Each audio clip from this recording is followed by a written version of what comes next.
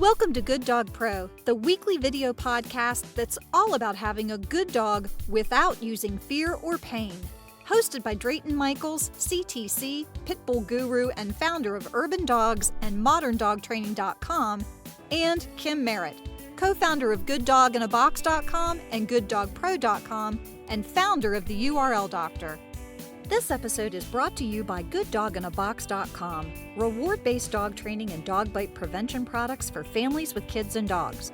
GoodDogPro.com, the online content subscription and community for dog professionals with reward-based dog training products, curriculums, and online courses to educate, motivate, and positively impact those that work with dogs. And ModernDogTraining.com, remote consulting for you and your dog with Drayton Michaels. Now, let's join Good Dog Pro. Hi, everyone, and welcome to Good Dog Pro, the video podcast that is all about dog training with no fear and no pain. I'm Kim Merritt. I am the co-founder of Good Dog in a Box and Good Dog Pro, and I'm here with my co-host, Drayton Michaels, Pit Bull guru and the founder of UrbanDawgs.com and ModernDogTraining.com. How are you, Drayton? I'm well, thanks. That was a great intro. Thank you. So I want to just kind of give a little background on you and your training so that we can just kind of set the stage for what we're going to be doing in this video podcast. Sure. Well, I've been professionally working with dogs for 20 years. I started as a dog walker in New York City, and then moved out to Seattle, did it there for a while, then came back east in New Jersey in 2005 and kept dog walking. And then 2007 went to the Academy for Dog Trainers, which at the time was a 6-week course taught out of the SF, San Francisco SPCA, with Gene Donaldson and Janis Bradley as the instructors. And then when I graduated from there, Urban Dawgs put together a facility here in Red Bank, started teaching out of there, doing puppy classes and so forth, did a lot of work with the local shelter for a few years. And then in 2012, went to a 2-day course with Bob Bailey, and that was pretty life-changing. And then in 2013, I did an 8-week course with Dr. Susan Friedman, her course, Living and Learning with Animals. And, you know, basically, if you want to know why I did this, is because somebody said, hey, will you walk my dog? And I said, sure. And they said, well, we're going to give you $25 an hour. And I was like, okay. And it just kind of, I didn't even know you could make money as a dog walker. Like when I was in New York City, I saw people walking dogs, but I didn't know they were making any money. I was just like, oh, they walk a lot of dogs, right? So that's how I started. And around 2004, I said, wow, because I had a Pit Bull Mojo, rest in peace, big guy. And I was like, wow, there's all this stuff going on in like Pit Bull world, like advocacy, not like this, all this craziness, right? So I started researching and I said, well, you know, nobody is really talking about behavior. And at this point, I'd been around dog trainers and dog training enough where I was like, okay, so this is something that needs to be done. So I decided to start researching, and that led me to making the Pit Bull Hoax, which is a short film that I made in 2009. And along the way, when I was, you know, researching that and learning about dog training, I was like, wow, so there's a concurrent advocacy problem, which is positive reward-based dog training versus fear and pain training, right? So I kind of came into the game officially, you could say, in 2007 when I was certified, and I really started to, you know, I wasn't just walking dogs and assisting other dog trainers. I was now a professional certified, and that's why I became a certified dog trainer. So when I went out to advocate for pit bulls, I would have ammunition to talk about behavior, because that's what everybody's concerned about anyway, right, is behavior. Like, we can have a lot of flowery language and a bunch of feelings, but at the end of the day, what everybody wants to know about is behavior. So that's why I did what I did. I was fortunate enough to get, you know, a feature in Dog Fancy magazine in, I think it was 2009. They did a Pit Bull issue. And, you know, any chance I've gotten to be on local TV, or I was on the Today Show, you know, it's just, I started doing this with advocacy and media, all that in mind. Like, it wasn't just like, oh, I should. It was like, oh, you're going to do it all at the same time. So I kind of came into the dog world being a pit bull advocate, being a positive trainer, and being part of the media, not only making media, but being in the media, whether it's writing for magazines or being on television. So for me, I chose to do it this way because I just saw there's there's problems here. And I'll be honest, I have a superhero complex, so I get up every day, put on the cape, and fight the good fight. Well, and I want to just tell the story about how we got associated. So, as the co-founder of Good Dog in a Box 2 years ago, our mission is all about dog bite prevention. Dog bite prevention products and training, all reward based.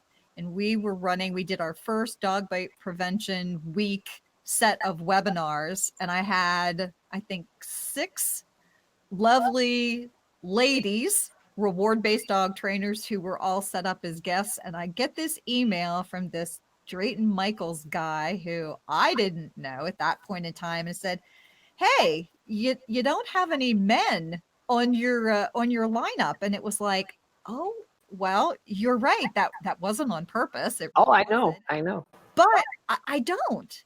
And a lot of the problem was I couldn't find at that point reward-based dog trainers who were men. I know. And Drayton contacted me, and I'm like, well, yeah, let's get you on our lineup. And we did. And I mean, it was fun. The most continual learning dog trainer that I mean, you are always learning. You're always trying. They're researching and improving. And, from there, we've got a very strong sense of really wanting to put the message out there that you can train your dog without having to use a choke chain, without having to use a shock collar, without having to use invisible fencing. You can do it from a reward-based, fear-free standpoint. And, that has been the basis of how this all got started. Yeah. And I mean, we need more people like you who are not dog trainers, but are in the media. We need more people, because there's more people like you who could be helping than people who are going to become dog trainers. And there's more people like you who could be helping. And when I say people like you, I mean people who are in the media or creating media, who love dogs. I give you a lot of credit, because you're not making a whole lot of money at this, and it is time, and you're doing this to help people. That's your goal here, right? Because if you were doing it just for the money, me and you wouldn't be doing this right now. You'd be doing something else, right? Yeah, you could do all kinds of multi-level marketing to sell dog products and probably make tons of money, right? So that's what attracted me, is that I could see right from the outset, like just the optics of Good Dog in a Box. I'm like, all right, well, this person is not just trying to make money, they're trying to help people. And dog bite prevention is it's not just a week out of the year, right? It's every day. And so when you have media that you can put out and people can rewatch, then you're helping, and like I said in the intro, and anything that anybody ever watches that I do, whether it's me being interviewed or me creating media, safety is my religion. I want all people and dogs to feel safe, be safe. Safety is my religion above everything else with dogs. I don't do things with dogs that aren't safe. I just don't. If people see me doing something, they're like, well, that didn't look safe. No, it didn't look safe to you because you don't have my skills. And I tell people all the time, like, don't take this the wrong way, but I'm Kobe. I tell people, you may not want to do what I'm doing. Not because I'm doing something unsafe. It's not because I'm doing something that's going to compromise a dog. It's because from 5:30 in the morning to midnight every day, I'm in it. So, when you see me doing something, if it looks weird to you, it's just because you don't have the skills and the perspective, but it's safe. Well, and we are here to educate, help the dog owner, the puppy owner, the person who wants to get a dog, how to minimize risk, make it safer, make their life for themselves and their dog and their family less stressful. And then on the flip side, for the professional dog trainer, the professional dog walker, pet sitter, whoever is a professional that works with dogs, giving them more education, more information, resources on how to bring new methods, new thoughts, up their game, share resources. It's all just getting the word out that we can all be reward-based and pain and fear-free.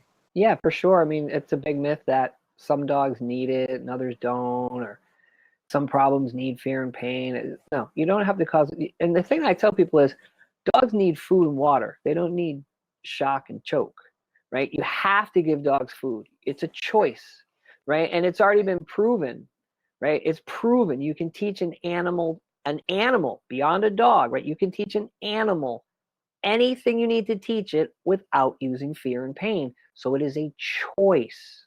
It's a choice. It is not a necessity. It does not meet any need or requirement at all. So you can either watch, because this is a video podcast, which is a little bit different. So we are videotaping every week. So if you're a visual learner, you can actually watch Drayton and I as we talk, and we'll have some episodes with guests and some episodes it'll just be the two of us. Then you can also listen to the podcast on your favorite podcasting Platform. whichever one you like to use. We'll also have it posted on our sites. And the first 30 minutes of the show is going to be geared toward the general public, the dog owner, the dog lover.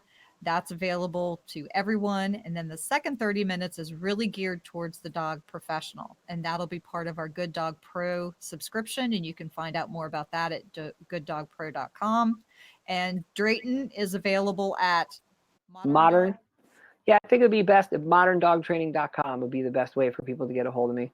Absolutely. And he's available to professionals and the general public for whatever your dog training issue would be. If you got questions, he's your man. So we look forward to coming to you every week. And my pleasure. I'm honored to be here. Hey, thanks, Drayton. Yeah, you got it. Thanks, Kim. Bye. Bye.